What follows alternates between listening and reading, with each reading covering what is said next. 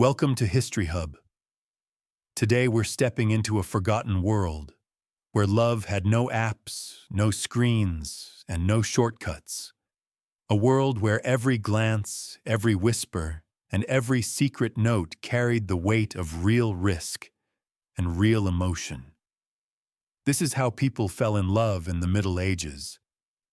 Let's begin. Imagine a world without smartphones, texting, or dating apps. No swiping, no messaging, no video calls.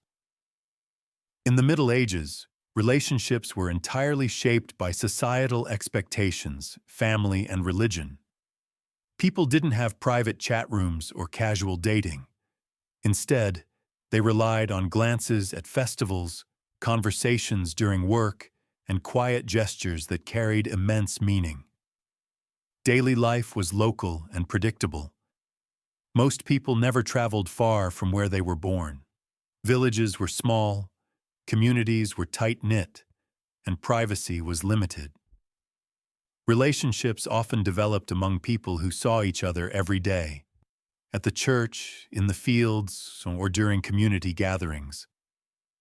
Opportunities for romance were rare, and often brief, which made them all the more meaningful.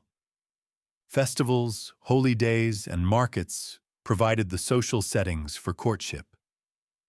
These were moments when young people could dress in their finest, show their skills in dancing or singing, and interact more freely. Such events were watched closely by parents and elders, but even a smile or short conversation could spark something special. In the nobility, marriages were tools of politics. Children were engaged before they understood what marriage meant. Entire territories and alliances were bound through marriage. Yet love was not entirely absent. Young nobles might meet at tournaments or banquets, where they spoke carefully and subtly, hiding their emotions behind formalities and etiquette. Among commoners, the rules were more flexible but still structured. Parents and families still had a strong influence, but romantic love was more possible. Men and women worked together, shared burdens, and built bonds through labor and shared meals. Their relationships were rooted in companionship and survival. If two people found, they could laugh together, work together, and help each other. They often married. Flirtation was almost never direct. Medieval society valued modesty and restraint. Instead, people used indirect methods to show interest. Small gifts, like a hand-carved trinket or a ribbon, might be exchanged. Folk songs and stories played a big role in spreading ideas about love and romance. People often modeled their behavior after characters in tales, seeking to express their feelings in poetic or symbolic ways. Even dreams were taken seriously. People believed that dreams could reveal the future, including who one would marry. Some used spells or rituals to dream of their future partner.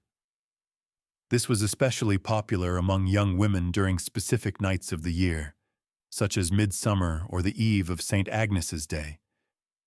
Not all love was accepted or allowed. Forbidden relationships were common and risky. A peasant falling for a noble, a monk forming attachments, or a woman promised to another man could all lead to scandal. Yet forbidden love stories persisted. These tales became legends, often ending in tragedy, and passed down for generations as warnings or romantic ideals. Secret meetings, coded letters, and hidden tokens were common tools for such lovers.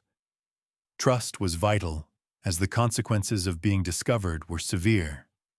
Exile, public shaming, or forced separation were real threats.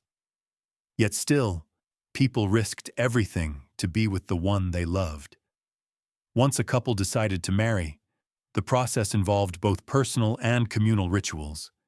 Engagements were binding agreements, often accompanied by exchanges of gifts and witnessed by family or local elders.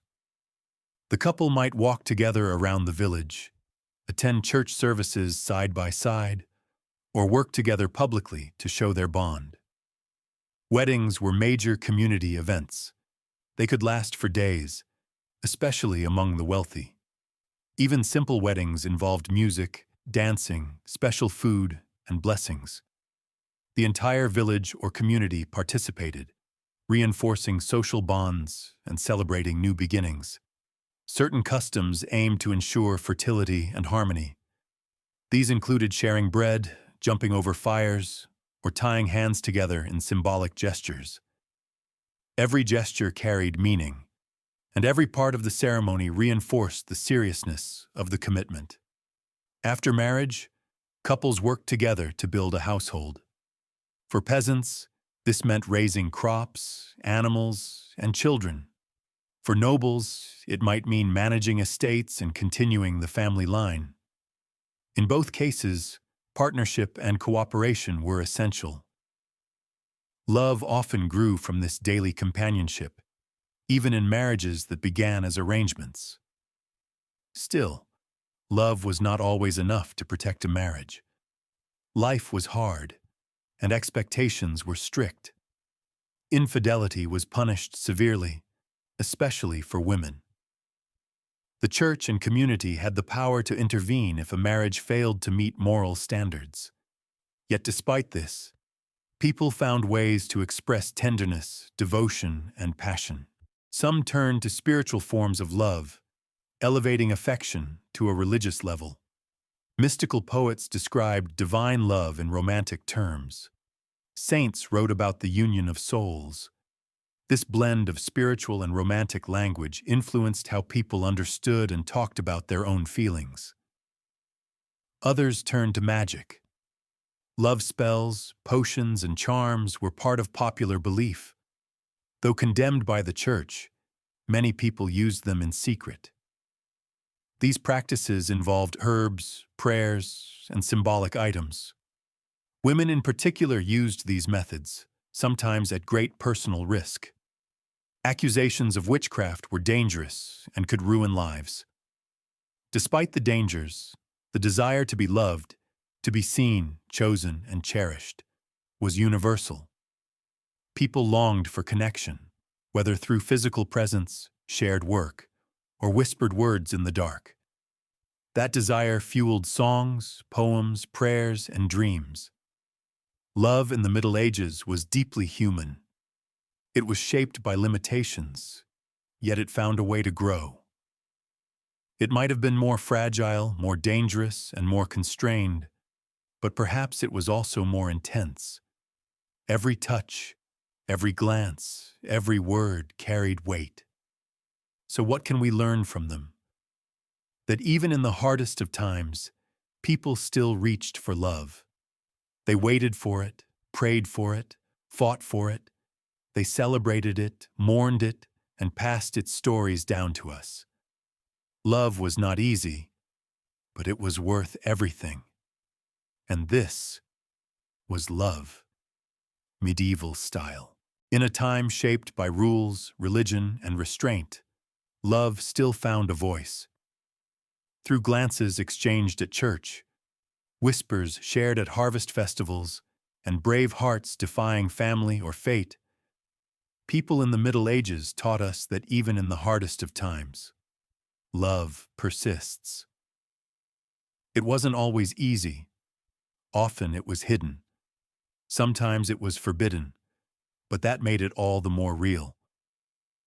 If you enjoyed this journey into medieval hearts and minds, don't forget to like, comment, and subscribe for more stories from history that still speak to us today. Until next time, remember, love has always been worth the risk.